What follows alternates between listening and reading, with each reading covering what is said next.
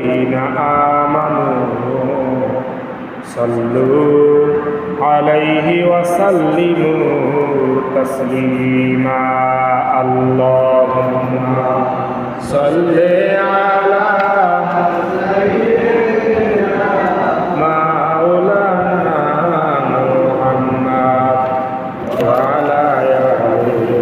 سيدنا مولانا محمد اللهم صل على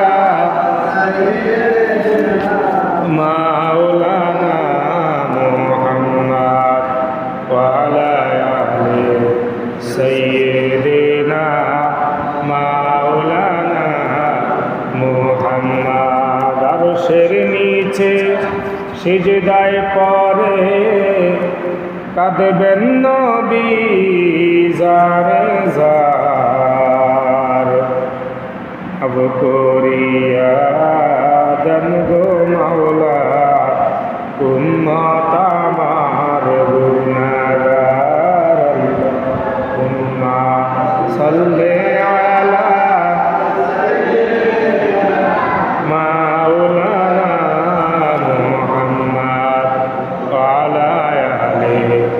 سيدنا مولانا محمد بلغ العلا بكماله كشف الدجى بجماله حسنت جميع خصاله صلوا عليه وآله سلموا يا كمال صلوا على صدر الأمين مصطفى ما جاء إلا رحمة للعالمين الحمد لله ثم الحمد لله সম্মানিত হাজিরিন, প্রিয় মুসল্লিয়ানে কেরাম, পর্দার আড়ালে আমার সম্মানিত মা ও বোনেরা, আসসালামু আলাইকুম ওয়া রাহমাতুল্লাহি ওয়া বারাকাতুহু। সর্বপ্রথম মহান রব্বুল আলামিনের দরবারে লক্ষ কোটি শুকর ও সুজুদ যে মহান আল্লাহ রব্বুল আলামিন আমাকে আপনাকে দুনিয়ার বিভিন্ন ধরনের কাজকাম থেকে ব্যস্ততা থেকে ফারেক করে আজ এক পবিত্র জুমার দিনে, গরিবের হজের দিনে মসজিদে আগে ভাগে আসার সুযোগ করে দিয়েছেন। এই জন্য এই নেয়ামতের শুকরিয়া আদায় করতে গিয়ে মহান রব্বুল আলামিনের দরবারে আমরা সকলেই একবার কালিমাতে শুকরিয়া আদায় করি, আলহামদুলিল্লাহ। সম্মানিত হাজিরিন, আজ চাঁদের 19 তারিখ চলছে। আজ চাঁদের 19 তারিখ, জিলকদ মাস। জিলকদ মাসের পরই আসতেছে জিলহজ মাস। কি মাস বলেন? জিলহজ মাস। আর এই জিলহজ মাসের 10 তারিখেই কোরবান, এক বিশাল আত্মত্যাগের দিন এই কোরবানের দিন। তো সেই হিসেবে আছে আর কয়দিন কোরবানের? আজ যদি 19 তারিখ হয়ে থাকে, আজকে দিন বাদই দিলেন, তাহলে এই মাসের আছে 10 দিন, সম্ভবত 10 দিন বা 9 দিন, আর ওইখানে আছে 10 দিন। সব মিলিয়ে মনে করেন 19 দিন কি বা 20 দিন, চাঁদের উপর নির্ভর করে। এই 19 দিন 20 দিন সময় কি আছে বলেন? বাকি আছে। সম্মানিত হাজিরিন,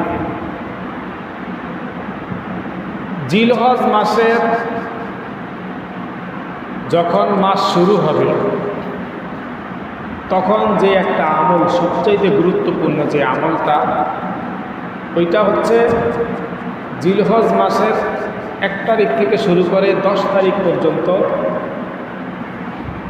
আমাদের চুল, নখ, দাড়ি ইত্যাদি বগলি যা আছে বাড়তি যেই পশমগুলো আছে, বাড়তি যেই বিষয়গুলো আছে, যেগুলো আমরা সচরাচর মাস গেলে কাটিয়া ফেলাই কিংবা 40 দিন পরে কাটি ইত্যাদি, তো এগুলা এই 10 দিনের জন্য না কাটা। যদি না কাটে তাহলে কি হবে? আল্লাহ রাসূল বলেন যে কোনো ব্যক্তি যদি এই আমলটা করতে পারে তাইলে আল্লাহ তাআলা একটা কবুলতি কোরবানির সওয়াব তার আমলনামায় দান করবে। সম্মানিত হাজিরিন, আজ কোরবানির সম্পর্কে কিছু আলোচনা করব, যেহেতু কোরবান একদম আমাদের সন্নিকটে। মাসআলা মাসাইলগুলো পরবর্তী জুমায় আলোচনা করব। তাই আসলে কোরবান এটা যুগ যুগ ধরে আসতেছে, শুধু যে নতুন এমন না। এটা সেই বাবা আমাদের আদি পিতা হযরত আদম আলাইহিস সালাতু ওয়াস সালামের জমানা থেকে এই কোরবানি। কি বলেন? দেখেন, হযরতে আদম আলাইহিস সালাতু ওয়াস সালামকে যখন আল্লাহ তাআলা বানানোর ইচ্ছে করলেন, ফেরেশতাদের কাছে শুধু বলছেন যে আমি আমার একজন প্রতিনিধি পাঠাইব, ইন্নী জাঈলুন ফিল আরদি খলিফা, আমি এই দুনিয়ার জমিনে একজন খলিফা প্রতিনিধি পাঠাইতে চাই। তখন এই উত্তরে ফেরেশতারা কি বলল যে আল্লাহ, ইবাদত করার জন্য তো আল্লাহ আপনি আমাদের কি তো বানাইছেন, তাহলে আর কি দরকার নতুন করে কাউকে সৃষ্টি করা, এবং সৃষ্টি করলে দেখবেন মারামারি, হানাহানি, কাটাকাটি ইত্যাদি এগুলো চলবে। তখন আল্লাহ বললেন, ইন্নী আ'লামু মা লা তা'লামুন, হে ফেরেশতারা, আমি যা জানি তোমরা তা কি করো না, জানো না। আমি সব ভালো জানি। আমি তোমাদের কাছে শুধু এতটুকুই বলার জন্যই বলছি যে আমি একজন প্রতিনিধি পাঠাবো। দেখেন, আল্লাহ তাআলা তার ফেরেশতাদেরকে বলিয়া দিছে যে আমি তোমাদেরকে শুধু জানিয়ে দিলাম। কি দিলাম? জানিয়ে দিলাম। কিন্তু বানাবো কি বানাবো না এটা লিখে আমার ব্যাপার, শুধু তোমাদেরকে তো জানিয়ে দিলাম, কারণ তোমরা আমার সৈন্য সামন্ত। তাই আল্লাহ তাআলা জানিয়ে দিছে।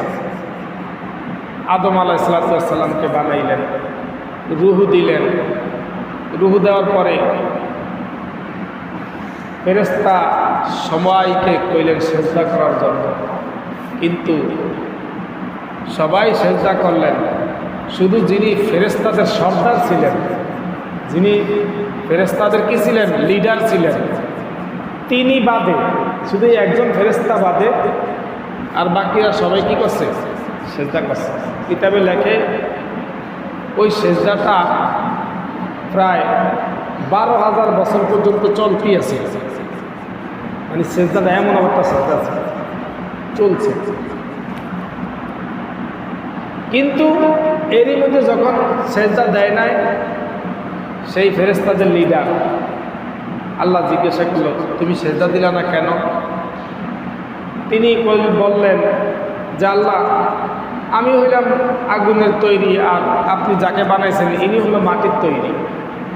আমার সম্মান উপরের দিকে, কারণ আগুনের ধাপলিকা কোন দিকে থাকে, উপরের দিকে, আর মাটির ধাপলিকা নিচের দিকে, পায়ের তলায়।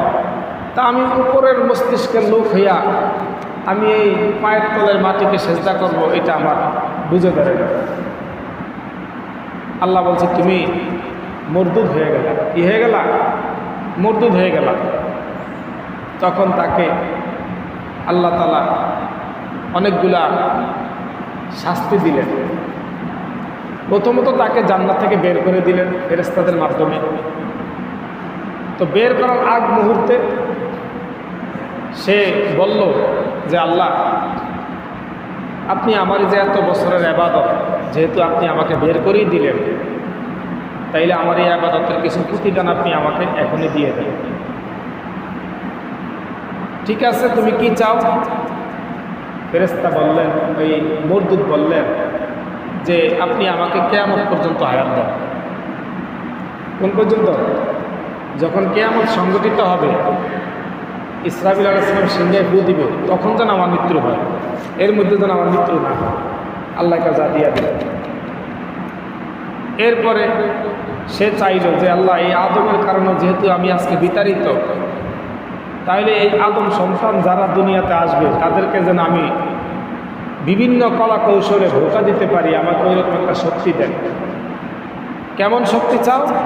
এই আদমের প্রত্যেকটা সন্তানের রক্তের খনিকায়, গিরায় গিরায়, রগে রগে যেন আমি ঢুকতে পারি, আমাকে এরকম একটা কি দেন? শক্তি দেন। ঠিক আছে, দিয়ে দিলাম। আর কি চাস? আল্লাহ, আদম সন্তান খুব চালাক হবে, শয়তানে কিন্তু অনেক অগ্নি মেলেন জানত, চালাক হবে, অতএব আমি যেন বিভিন্ন সুরতে তাদেরকে ধোঁকা দিতে পারি, এই জন্য আমাকে যেই কোনো সময়, যেই কোনো মুহূর্তে যেন আমি একটা সুরত ধরতে পারি, আমাকে ওই রকম একটা শক্তি দেন, অর্থাৎ আমি আমার জীবন পাল্টে নিতে পারি। ঠিক আছে, তোমাকে সুরত পাল্টানোর ক্ষমতাও দিয়ে দিন। তবে মরদুদ জেনে রাখো, এই আদম বানাইছি, আবার শেষ মাসে আবার একজন বানাবো, আর তিনি হলেন আমার প্রিয় হাবিব, বন্ধু। তার চেহারা ব্যতীত আর তুমি সবার চেহারা ধরতে পারবা, সুরত ফাল্লাইতে পারবা। মরদুদ বললেন, এই একটা লোকের সুরত না ধরলে কিচ্ছু যায় আসে না। ওই যে কথায় আছে না, যতই চালাক হোক একটু পিছন দিয়া কাঁচা থাকেই, আছে না ভাই? আপনি তো যতই চালাক হোক, বাপের উপরে যতই চালাকি করুক না কেন, একটু না একটু কাঁচা আছে। এই শয়তান যতই চালাক হোক না কেন, কিন্তু ওই একটা লোক যে কে, এইটা তার জ্ঞানে ছিল না। দেখেন, এই যেই লোকের সুরত ধরতে পারবে না, তিনি হলেন কে? আমার আপনার রুহানি পিতা, আমার আপনার হাসরের ময়দানে সুপারিশকারী, বিশ্ব মানবতার দূত, উম্মতের কান্ডারি, রহমাতাল লিল আলামিন, সাইয়্যিদুল মুরসালিন, খাতামুন নাবিয়্যিন, ইমামুল মুরসালিন, আল্লাহু আকবার, জনাবে মুহাম্মদ মুস্তাফা সাল্লাল্লাহু আলাইহি ওয়াসাল্লাম। যাই হোক, এই শয়তান এরকমভাবে তার কাছ থেকে নিছে। এখন আদম আলাইহিস সালামকে বানানোর পর আদম বলতেছে, হে আল্লাহ, আমাকে কেন বানাইলেন? আমার কাজ কি? তো কাজ হইল, তুমি মানুষকে দিনের পথে ডাকবা। তাহলে কিভাবে? তারা সেজদার মাধ্যমে ডাকবে, আজানের মাধ্যমে ডাকবে, এরপরে তিনি আলোচনার মাধ্যমে ডাকবে, মাহফিল এগুলার মারফতে ডাকবে। শয়তান ওইখানে উপস্থিত ছিল। শয়তান বলতেছে, আল্লাহ, আপনি আমাকেও তো একটা দায়িত্ব দিতে পারেন, তাহলে আমি আমার দলের মানুষকে কিভাবে ডাকবো? তখন আল্লাহ বললেন, হে শয়তান, হে মরদুদ, তাহলে তোমাকে একটা দায়িত্ব দিয়ে দিই তোমার দলের লোক ডাকার জন্য। সেটা লিয়া কি? সেটা লিয়া গান, বাদ্য, এগুলার মাধ্যমে তোমার দলের মানুষ আসবে। অনেকগুলা দেওয়া হইল। শেষ পর্যন্ত হযরতে আদম আলাইহিস সালাম, লম্বা ইতিহাস, সূরা বাকারার ভিতরে কিছু আছে, আলে ইমরানের ভিতরে কিছু আছে, সূরা হুদের ভিতরে কিছু সংখ্যক ঘটনা নিয়ে আসছে, সূরা আরাফের ভিতরে কিছু সংখ্যক নিয়ে আসছে। তো আদম আলাইহিস সালামকে বানানোর পর তিনি একা, ভালো লাগতেছে না। আল্লাহ বললেন, হে ফেরেশতারা, আমার আদম মনে হয় একাকিত্ব ভোগ করতেছে, ঠিক আছে, আমি ওর জন্য একজন সঙ্গিনী তৈরি করতে চাই। আল্লাহ তাআলা তাকে এমন একটা ঘুম দিলেন জান্নাতের মধ্যে, ওই ঘুমে এমন বিভোর হয়ে গেছে, কিন্তু এর মধ্যে যে কী হয়েছে সে নিজেও কইতে পারে না। কি হয়েছে? তার বাম পাজরে একটা হাড্ডি দিয়ে আল্লাহ পাক রব্বুল আলামিন হযরতে মা হাওয়া আলাইহিস সালামকে তৈরি করলেন, পাশে বসায় রাখলেন। আদম আলাইহিস সালাম ঘুম থেকে উঠলেন, উঠা দেখতেছে একজন পরমা সুন্দরী। তিনি হাত বাড়াইতে যাইবেন, আল্লাহ তাআলা বললেন, হে আদম, দাঁড়াও, এই পরমা সুন্দরী তোমার জন্যই বানানো হয়েছে, তবে এই পরমা সুন্দরীকে তুমি বিয়ে করতে হবে। আল্লাহ, বিয়ে করতে হবে? তো ঠিক আছে, বিয়ে করায় দেন। বলতেছে, ফেরেশতাদেরকে সবাইকে ডাকা হলো, একটা আনন্দের বিভোর বইতেছে জান্নাতের মধ্যে।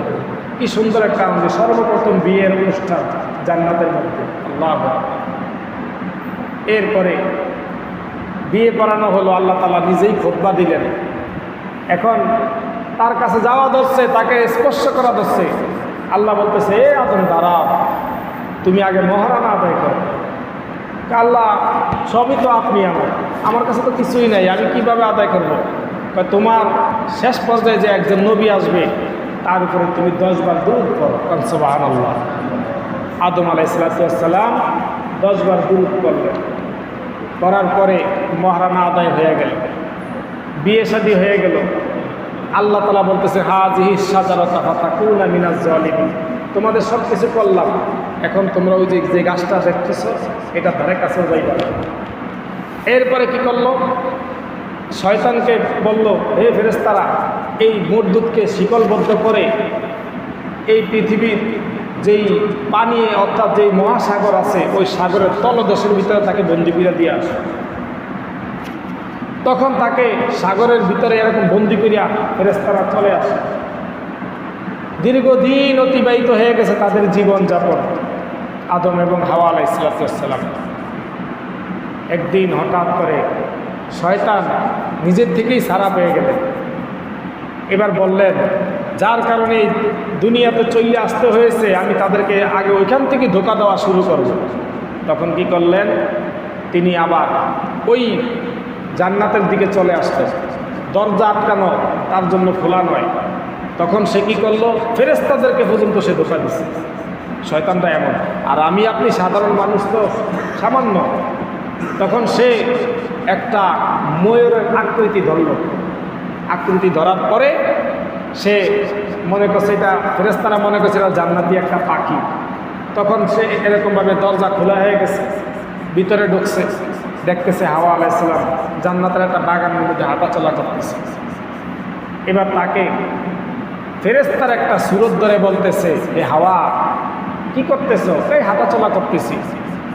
কয়, আল্লাহ তো তোমাদেরকে বলছে ওই গাছের কাছে যাইতা না, কিন্তু আসলে তো আল্লাহ তাআলার কৌশল তোমরা বুঝো না। কি মহিলা মানুষ তো বলতেছে, তোমরা যদি এই ফল যদি খাও, দেখো আল্লাহ তাআলা কইছে একটা, কিন্তু আসলে আল্লাহ তাআলার উদ্দেশ্য আরেকটা। নাউজুবিল্লাহ। শয়তান তাকে বুঝাইতে আছে, আল্লাহ তাআলা বলছে একটা এবং আল্লাহর উদ্দেশ্য কি আরেকটা। বলে কেমন? বলে এই ফল যদি তুমি খাও তাহলে তুমি এবং তোমার স্বামী এই জান্নাতের ভিতরে আজীবন থাকতে পারবা। আর যদি না খাও তাহলে তোমাদেরকে এই জান্নাত থেকে বের করে দেওয়া হবে। দেখছেন? এই দজ্জালের মতো দেখবেন শেষ জমানে দজ্জালে বলবে এটা জান্নাত, আসলে এটা কিন্তু আগুন। আবার বলবে যে এটা জাহান্নাম, অথচ তিনি এইটাই জান্নাত। মানে দজ্জাল দেখাইবে একটা, আসলে এটা কাজলিগা আরেকটা। শয়তান তখন তাকে কি করলো? ধোঁকা দিয়ে দিল। তখন গন্ধম ফলটা ছিঁড়িয়া হলো, কারণ স্বামী ছাড়া সে এই জান্নাতের ভিতরে একাকী থাকতে পারবে না। এবং এত আনন্দ, এত নেয়ামত, এত ভালোবাসা কোথায় পাবে? অতএব এখানেই সে থাকবে। এই নিয়তে সে কী করলো? গন্ধম ফল ছিঁড়ছে। ছিঁড়ার পরে সে খাইছে। খাওয়ার পরে আদম আলাইহিস সালামের কাছে গেছে, যে বলতেছে যে হে আদম, আমি তো গন্ধম ফল খাইয়া ফেলাইছি, তুমিও এর অর্ধেক খাও। আদম আলাইহিস সালাম আশ্চর্য হয়ে গেলেন, হায় হাওয়া, তুমি করলা কি? পৃথিবীর ভিতরে এই সর্বপ্রথম স্বামী স্ত্রীকে রাগারাগি করতেছে, ওইখান থেকেই আসছে রাগারাগিটা। এই জন্য একজন স্ত্রীকে একজন স্বামী খালি রাগারাগি করে না। একজন স্ত্রীকে একজন স্বামী শুধু রাগারাগি করে না রে বাবা, তার দোষ পায়ে কি করতেছে বলেন? একটু শাসন করতেছে। এতে যদি স্ত্রী যদি কি হয়ে যায়, অপ্রতিরোধ হয়ে যায়, তাহলে অসুবিধা। কিন্তু ওই সময় হাওয়া আলাইহিস সালাম কি করেন? অপ্রতিরোধ হয় না। তাহলে উচিত বর্তমান মহিলাদেরকেও যদি কোনো স্বামী যদি তার ভালোর জন্য যদি শাসায়, তাহলে উচিত সে মুখ বুঝে ওখানে মেনে নেওয়া। এরপরে স্বামী যখন ক্লান্ত হয়ে যাবে, বলবে না, তখন আপনি আবার তাকে ভালোবাসা দিয়ে আদরে জড়ে নেবেন। নিয়ম হলো এটা। অনেক রাগারাগি করার পরে, হায় হাওয়া, তুমি করলা কি? আল্লাহ তাআলা মানা করছে ওই জায়গায় যাইতে না, তুমি তারপরে খাইলা। তখন সে আল্লাহ তাআলার কাছে সেজদায় পড়িয়া গেলেন, মালিক, আমার স্ত্রী ভুল করিয়া ফেলাইছে, আপনি আমার স্ত্রীকে মাফ করিয়া দেন, অনেক ভুল করছে, মাফ করিয়া দেন। কান্নাকাটি শুরু করছে। কিতাবে লেখে সে এরকমভাবে সেজদায় পড়ছে। সেজদা ফিরে কান্নাকাটি শুরু করছে, সারা রাত কান্নাকাটি করছে। হ্যাঁ, কিতাবে লেখে এই দুনিয়ার 10 দুনিয়ার সমান হইল কি একটা জান্নাতের একদিন রাত। তার মানে 10 দিন 10 রাত পর্যন্ত সে কি করলো? কান্নাকাটি করছে, ক্লান্ত হয়ে গেছে, সে ঘুমিয়ে গেছে। তখন হাওয়া আলাইহিস সালাম চিন্তা করলেন যে গন্ধম ফল আমি খাওয়াইতেই হবে, না খাওয়াইলে তো আমার স্বামীকে রাখতে পারবো না এই জান্নাতে। তখন সে কি করলো? সে একটা শরবত তৈরি করলো। শরবত তৈরি করিয়া সে এরকমভাবে একটা গ্লাসের ভিতরে রাখিয়া তার হিতানে রেখে দিচ্ছে। আদম আলাইহিস সালাম ঘুম থেকে উঠছে, ক্লান্ত হইতো, পিপাসা লাগছে, পানিটা পায়া খুশি হয়েছে, সে খায়া বানাইছে। কিন্তু বোঝে না যেটা গন্ধম ফলের রস দিয়া বানাইছে স্ত্রী। সাথে সাথে জান্নাত থেকে এমন একটা হাওয়া আসছে, হাওয়া আসার সাথে সাথে এরকমভাবে সে আসার সাথে সাথে তাদের জান্নাতের যে মুকুটটা আছে মুকুটটা সরিয়া গেছে, পোশাকটা সরিয়া গেছে, তারা একদম উলঙ্গ অবস্থায় হয়ে গেছে। পুরা জান্নাতের ভিতরে একটা মানে আলোড়ন সৃষ্টি হয়ে গেছে। হায় হায়, কি হইল? শেষ পর্যায়ে ফেরেশতারা তাকায়া রয়েছে, অধীর আগ্রহে তাকায় রয়েছে। মদন সাহেব হুজুর একটু খেয়াল করতেই পারি, এই পিছনের ভ্যানগুলো দিবেন না, আমার তো ভয় কষ্ট। তারপরে একটু খেয়াল করবেন যে মানুষ কয়জন আসছে, কি আসে, বিষয় এগুলো খেয়াল করেন না। তো যার যাবে হেঁটে চলে এবারে কথা হয়। যাই হোক, ওই পিছনে ভ্যানগুলো এগুলো খেয়াল করবেন ভাই। তো যাই হোক, এরপরে একটা জান্নাতের ভিতরে একটা আলোড়ন সৃষ্টি হয়ে গেল এবং ফেরেশতাদের ভিতরে একটা হাইউতা শুরু হয়ে গেল। কি হাই, কি হলো, কি হলো? এরপরে আল্লাহ বললেন, আল্লাহ তাআলা এই হযরত আদম এবং হাওয়া আলাইহিস সালাম কয়েকটা গাছের কাছে গেছে। হ্যাঁ, কিন্তু কোনো গাছ পাতা দেয় না তাদেরকে লজ্জাস্থান ঢাকার জন্য। কিতাবের ভিতরে আসছে, কোরআনের ভিতরে আসছে যে একটা চন্দন গাছের পাতা এরকমভাবে চাইছে, চন্দন গাছে তাদেরকে 2টা পাতা দিছে। এই চন্দন গাছের পাতাটা দিয়ে তারা তাদের লজ্জাস্থানকে ঢাকছে। এরপরে আল্লাহ বাতাসকে থামাইয়া দিছে আল্লাহ তাআলা, এবার দুজনকে শাস্তি দিবেন। তো সর্বপ্রথম হাওয়া আলাইহিস সালামকে শাস্তি দিবেন। দেখেন, আল্লাহ রব্বুল আলামিন হাওয়া আলাইহিস সালামকে 11টা শাস্তি দিয়া এই দুনিয়ার পাঠিয়ে দিছে। কয়টা? 11টা। প্রথম 1 নম্বর শাস্তি, সে যখন গন্ধম ফলটা ছিঁড়ছে তখন ওই গরু থেকে একটু কষ বের হয়েছে।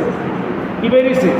এই জন্য সে কিয়ামত পর্যন্ত এই হাওয়া আলাইহিস সালামের থেকে যত মেয়েরা আসবে দুনিয়াতে তাদের এরকমভাবে মাসিক হায়েজের ব্যবস্থা তারা করে ফেলেছে, ওই রক্তের কারণে, ওই কষ্টের কারণে এটা দিয়ে দিছে তাদের একটা শাস্তি। দেখবেন একজন মহিলা যারা বিবাহ করছে, স্ত্রীকে জিজ্ঞাসা করে দেখবেন যে একজন মহিলা হায়েজ দেওয়া অবস্থায় খুবই কষ্ট পায়, অনেক কষ্ট পায়। এরপরে 2 নম্বর শাস্তি দিছে, আল্লাহ তাআলা তাকে বললেন যে হাওয়া, তুমি যেহেতু গন্ধম ফল খেয়াই ফেলাইছ, এখানে কিন্তু হযরত আদম আলাইহিস সালামের দোষ ছিল না, কিন্তু তোমার ভুলের কারণে সেও কি হইতেছে? ক্ষতিগ্রস্ত হয়ে গেছে। 2 নম্বর শাস্তি দিলেন যে তাদেরকে যখন এই মা হাওয়া আলাইহিস সালামের গর্ভ থেকে যত দুনিয়ার সন্তান দুনিয়াতে আসবে, এই গর্ভকালীন অবস্থায় 10 মাস 10 দিন পর্যন্ত সে একটা বাচ্চা নিয়ে এরকমভাবে এই 10 মাস 10 দিন পর্যন্ত কষ্টের দিন কাটাবে। কথা বোঝেন না? একজন স্ত্রীকে জিজ্ঞাসা করে দেখবেন গর্ভ অবস্থায় একটা সন্তান নিয়ে যে কী কষ্টটা করে ওই মহিলা। ভাত খাইতে বইলেও খাইতে পারে না, একটু বাথরুমে যাইতে গেলে যাইতে পারে না, অনেক কষ্ট পায়। এরপরে 2 নম্বর 3 নম্বর তাকে একটা কষ্ট, তাকে শাস্তি দিলেন। কি বলে? সন্তান প্রসবকালীন এমন কষ্ট তোমাকে আমি দান করব যেটা কোনো পৃথিবীর কোনো মানুষকে দিব না। দেখবেন একজন মহিলা সন্তান যখন দুনিয়াতে জন্মগ্রহণ করে, একজন মহিলা মনে হচ্ছে তার মাথায় 7 আসমান ভাঙ্গিয়া হচ্ছে, এত কষ্ট। এরপরে 4 নম্বর হচ্ছে ওই মহিলা, ওই হাওয়া আলাইহিস সালামকে শাস্তি দিলেন। বলে যে দুনিয়ার জমিনে যত মহিলারা আসবে, হ্যাঁ, বলে যে তাদেরকে আল্লাহ পাক রব্বুল আলামিন ইবাদত থেকে বঞ্চিত করবেন। কিসের ইবাদত? বলে যে হায়েজ নেফাস অবস্থায় তাদের কোনো ইবাদত গ্রহণযোগ্য হবে না, এবং জুমার নামাজ, জানাজার নামাজ এবং ঈদের নামাজ থেকে তাদেরকে বঞ্চিত করা হলো শুধু এই ভুলটার কারণে। এবং 5 নম্বর ভুল হচ্ছে, হ্যাঁ, তাদেরকে অর্থাৎ পুরুষ এবং মহিলার থেকে যেই জমির যেই ভাগ আছে ওই ভাগের থেকে তাদেরকে অর্ধেক দেওয়া হবে, হ্যাঁ, এবং পুরুষ পাবে পুরোটা আর মেয়ে পাবে অর্ধেক। মনে করেন ছেলে যদি পায় 1 টাকা, ওই মেয়েটা খাইব কয় টাকা? 8 আনা, অর্থাৎ অর্ধেক করে দিছে। এরপরে তালাকের ব্যাপারটা, কোনো স্ত্রীকে আল্লাহ তাআলা এই হুকুম দিবেন না, দেন নাই ওইখান থেকেই যে স্ত্রীকে তুমি তোমার স্বামীকে তালাক দাও, এটা কোনো মহিলাকে আল্লাহ তাআলা সাহস দিবে না, এবং আল্লাহ তাআলা এই অধিকারও তাকে দেয় না, একমাত্র স্বামীকেই দেওয়া হয়েছে। আর স্ত্রী যে বলে যদি আমি তোমাকে ডিভোর্স লেটার ফাটিয়ে দিই, তোমার এই কথার কোনো গ্রহণযোগ্য হবে না। কেন তুমি ফাটাইবা? প্রয়োজনে এটা সালিশ বিচার হইয়া আবার সুন্দরভাবে পরিবেশ তৈরি করবে, কিন্তু ওই অধিকার আল্লাহ তাআলা তোমাকে দেয় না ডিভোর্স লেটারটা ফাটিয়ে দেওয়ার জন্য। এরপরে আল্লাহ তাআলা তাকে 7 নম্বর শাস্তি দিলেন, বলে যে কি, যে কিয়ামত পর্যন্ত যত মহিলারা দুনিয়াতে আসবে তাদের বংশধর, হ্যাঁ, বলে যে আল্লাহ পাক রব্বুল আলামিন এই মহিলাদের পুরুষের জ্ঞান থাকবে যতটুকু, তার থেকে অর্ধেক জ্ঞান আল্লাহ তাআলা মহিলাদেরকে দান করবে। এই জন্য পুরুষের যতটুকু জ্ঞান তার থেকে অর্ধেক জ্ঞান হলে মহিলাদের জ্ঞান আল্লাহ তাআলা। এবং 9 নম্বর শাস্তি দিলেন, বলে পুরুষের সাহস থাকবে, সাহসিকতা আমি তৈরি করে দিয়েছি, আর মহিলাদের সাহস আমি কমিয়ে দিয়েছি। তাদের ভিতরে ভয় ভয়ে কাজ করবে, সার্বক্ষণিক কী করবে? ভয়ে ভয়ে কাজ করবে। হ্যাঁ, দেখবেন একজন মহিলা রাত্রেবেলা কিন্তু একটু যে 1 নম্বর সারবে, তাও একা একা বের হয় না, ডরে। কথা বোঝেন নাই? কিন্তু একজন পুরুষ রাইতারে 1টা 2টা বাজনে কিন্তু বাজার থেকে আসে, আল্লাহ তাআলা তাকে ওরকম শাস্তি, এরকম সাহস শক্তি দিয়ে দিয়েছে। তো সম্মানিত ভাইয়েরা আমার, সময় কম, ঘটনা অনেক লম্বা। তো আমি যেটা বলতেছিলাম যে আদম আলাইহিস সালাম এবং হাওয়া আলাইহিস সালাম 300 বছর পর্যন্ত কান্নাকাটি করার পরে আল্লাহ তাআলা তাদেরকে দুজনকে মক্কার ঘরে একত্রিত করলেন। আর একত্রিত করার পরে দেখতেছে মক্কার উপরে একটা শব্দ লেখা, কি লেখা? লা ইলাহা ইল্লাল্লাহু মুহাম্মাদুর রাসূলুল্লাহ। আদম আলাইহিস সালাম চিন্তা করলেন যে আল্লাহ, এই তোমার নাম তো লা ইলাহা ইল্লাল্লাহ, কিন্তু তোমার পাশে যেই নামটা আছে মুহাম্মাদুর রাসূলুল্লাহ, আল্লাহ এই নামটার উসিলায় আপনি আমার ভুলগুলো মাফ করিয়া দেন। আল্লাহ বলতেছে, হে আদম, আমার শেষ জমানার নবী উসিলায় তুই মাপ চাইছস, আমি আল্লাহ তোমাকে এবং হাওয়া আলাইহিস সালামকে কি করে দিলাম? ক্ষমা করে দিলাম।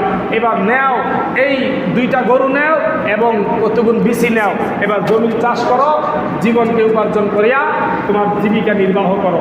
আদম আলাইহিস সালাম 2টা গরু পেলেন, জান্নাত থেকে পাঠাইলেন, এবং কিছু কিতাবে লেখা কিছু জবের বিচি অথবা গমের বিচি পাঠাইলেন। এরপরে চাষবাস করিয়া মোটামুটি চলতেছে। এরকমভাবে গরুর ওই সময় জবান ছিল, তো একদিন এরকমের হাল চাষ করতেছে আদম আলাইহিস সালাম। তো গরু একটা বাড়ি দিছে, বাড়ি দেওয়ার পরে গরু আর সামনের দিকে অগ্রসর হচ্ছে না। কিতাবের ভিতরে আসছে, যখন গরু অগ্রসর হচ্ছে না, আদম আলাইহিস সালাম জিজ্ঞাসা করলেন, এ গরু তুমি অগ্রসর হচ্ছে না কেন? বলে, তুমি আমাকে মারলা কেন? আমি তো কষ্ট করতেছি, তুমি মারলা কেন? বলে যে তোমাকে বলতেছি এইভাবে যেতে, তুমি এইভাবে যাও কেন? বলতেছে আল্লাহ তো তোমাকে বলছে যে তোমাকে এইভাবে যাইতে না, তুমি এইভাবে গেলা কেন? তখন আদম আলাইহিস সালাম জিদ উঠলেন, বলে যে তোমার দ্বারা মারতে হবে না, হাল চাষ করা হবে না। জিবরাইল আসলেন, কি ব্যাপার আদম, তুমি হাল চাষ করছো না কেন? বলে যে গরু আমাকে এরকম তহমত দিছে। বলে চিন্তা করো না, আজ থেকে শুরু করে কিয়ামত পর্যন্ত আল্লাহ তাআলা গরুর জবানটা বন্ধ করে দিছে। যাও তুমি এবার হাল চাষ করো। এখন যত বিদায় গরু আর কথা বলতে পারতেছে না। তো যাই হোক, সম্মানিত ভাইয়েরা আমার, দুজনের ঘরে আল্লাহ তাআলা জোড়ায় জোড়ায় সন্তান পাঠাইলেন। তারই মধ্য থেকে আল্লাহ পাক রব্বুল আলামিন প্রথম গর্ভে একটা ছেলে একটা মেয়ে দিলেন, এবং দ্বিতীয় গর্ভে একটা ছেলে একটা মেয়ে দিলেন। তো ওই ছেলেটার নাম ছিল হাবিল, আবার প্রথম গর্ভের সন্তানের নাম ছিল কাবিল। এই দুজনকে নিয়ে কিন্তু কোরবানির মূল উৎস শুরু হয়ে গেছে। তো বলে যে আল্লাহ তাআলার নিয়ম ছিল, আদম আলাইহিস সালামকে বলে দিলেন যে যেহেতু সন্তানাদি কম, পৃথিবীর জমিনে আমার উম্মত বাড়াইতে হবে, বান্দা বাড়াইতে হবে, এই জন্য ভাই বোনের বিয়ে হয়ে যাবে, ভাই বোনের কী হয়ে যাবে? বিবাহ হবে। তবে কিভাবে? দেখেন আল্লাহ তাআলার ভাগ বটোয়ারাটা কীরকম, যে প্রথম ঘরে সন্তান হয়েছে একটা ছেলে একটা মেয়ে, দ্বিতীয় গর্ভে সন্তান হয়েছে একটা ছেলে একটা মেয়ে। তাহলে প্রথম ঘরের যেই ছেলেটা হয়েছে, এই ছেলের সাথে দ্বিতীয় গর্ভের মেয়েটার সাথে আল্লাহ তাআলা বিয়ে দেওয়া হয়েছে। বিয়ে দেওয়ার একটা কী করছে? একটা শরীয়ত তৈরি করে দিয়েছে এইভাবে।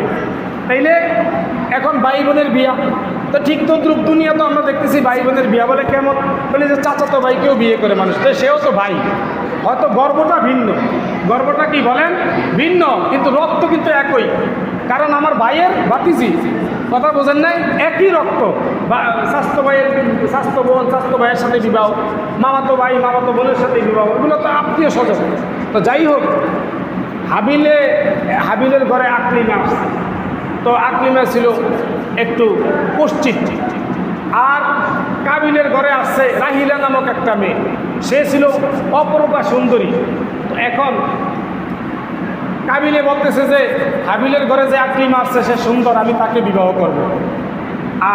এখন আদম আলাইহিস সালাম বলতেছে যে না, এটা শরীয়তের বিরুদ্ধে, এটা সম্ভব না। তখন আল্লাহ তাআলার কাছে ফরিয়াদ করেন, আল্লাহ আমি এখন কী করব?